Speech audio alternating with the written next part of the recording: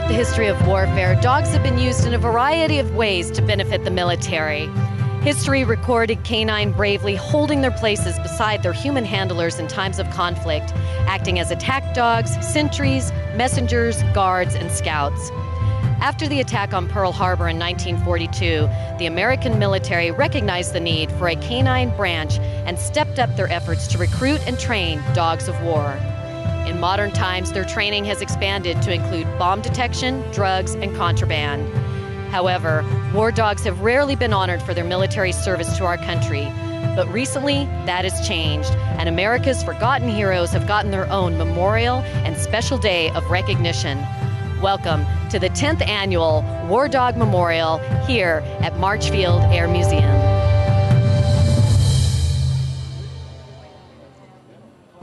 Our country has always shared a special relationship with our four-legged friends, whether it's companionship, hunting, or in surviving the trials and horrors of war.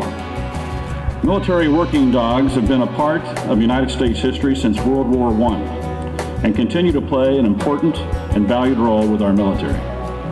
Their constant companions demonstrate unmatched loyalty, all while faithfully executing their mission and protecting others from current or future danger.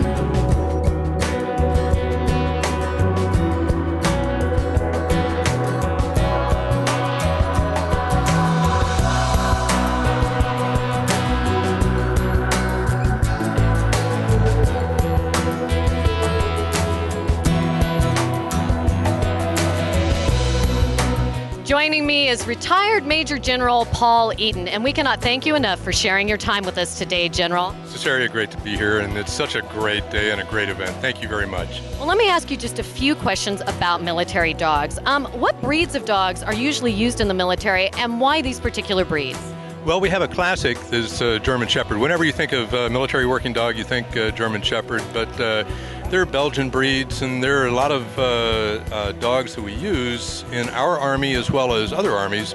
Jack Russell's figure prominently in the Israeli Army for IED sniffing. So it's dog-specific for the mission that they're going to get. All right. Well, what duties are U.S. military dogs usually trained to do?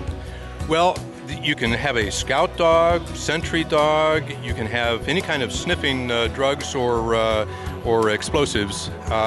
So, again, we tailor the dog to the mission that's required. If you're going to have a scout dog, probably ought to have a bigger dog. If you're going to have a sentry dog, it's alertness that we're after more than anything else. If it's a explosives sniffing dog, it's the nose that we're after, and you don't have to be a big dog to do that. Well, when were U.S. military dogs first officially recognized and honored? Well, we had military working dogs in World War I, but the first organized use of military working dogs was World War II. And I think it was the Marine Corps in the Pacific where we started. Sound. What do you hope people take away from this memorial service today?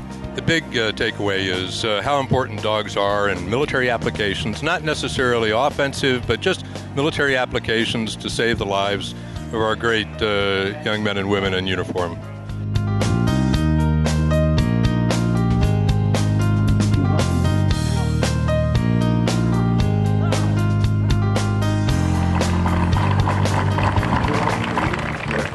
Very quickly, the person I want to bring up, and he's not expecting this, so what else is new with me,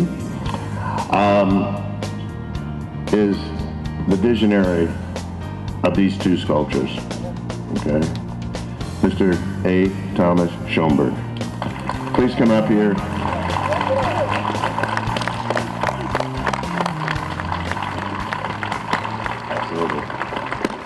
Joining me now is A. Thomas Schoenberg, creator and sculptor of the War Dog Memorial that you see behind me here, and also creator of such works as the Veterans Memorial over in Riverside National Cemetery and the Rocky statue in Philadelphia. Tom, thank you so very much for being with us here today.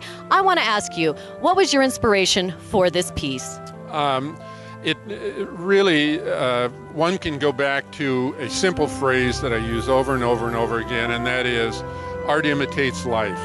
And I am really just a tool to imitate the image that you see here that was stimulated by these great fellows that have sacrificed so much, the handlers, and of course they're wonderful dogs. So I am simply making an image of a response to their great sacrifice and their great efforts.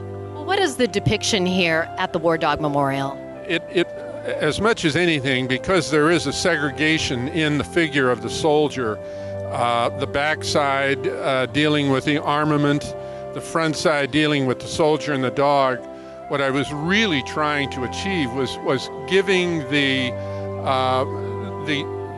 close relationship and the camaraderie that goes on between the handler and the dog. It's just an experience that can be duplicated with nothing else. And so I hope that I've been able to somehow create that image, but more so the emotion. I mean, what did these guys and their dogs and people, and today guys and gals, do as handlers? I just think it's a phenomenal achievement, and what a sacrifice they make for us.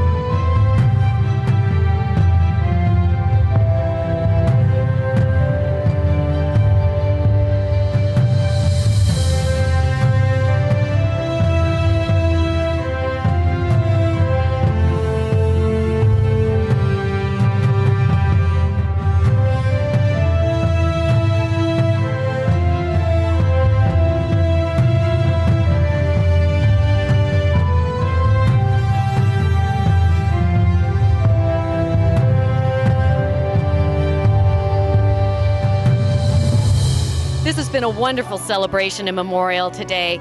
If you have the opportunity, come on out to Marchfield and take a look at this beautiful memorial. We'll be right back with more of the program right after this.